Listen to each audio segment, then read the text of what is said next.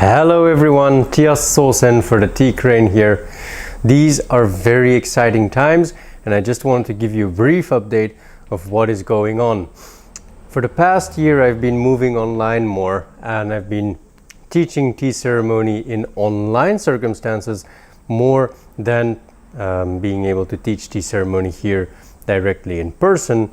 So I had to discover new ways of how to teach tea ceremony online. And I've made some interesting discoveries that I'm now applying to building more online content and online course material, online activities to start learning tea ceremony.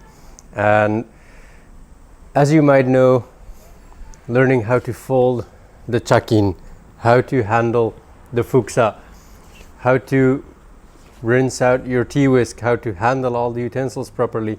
There are rules and regulations and everything can be very rigid and very strict. But I've been practicing tea ceremony for 14 years and when I started out I looked beyond the rules, and that is still what keeps me going today. Tea ceremony is this wide microcosm of all things Japanese culture, and the deeper you study, the more you learn, the more you will also discover about the various traditional practices and the culture that is present in Japan. And so those first steps of just learning the form are to some perhaps somewhat boring, but once you get beyond that, a whole new world expands, and that is really what the value of tea ceremony is. And now I see that this can be very challenging for a lot of you, and I've tried to come up with ways for people to start experiencing tea ceremony and take the first steps. And one of the first things that I'm going to be doing is on August 7th, I will be hosting an online workshop in which I will give you the opportunity first to allow me to introduce you to some of the basics of tea ceremony, but then take you to a real tea chamber here in Kyoto and allow you to participate virtually, of course, in that silent tea ceremony. So you can get an experience of the atmosphere and really what it is like to be in such a chamber and to see what a tea ceremony really revolves around. And then after that, what I want to invite you to do is to whisk a bowl of tea together with me. We will whisk the bowl, and during that I'm not going to bother you just yet with all the different steps of folding, etc.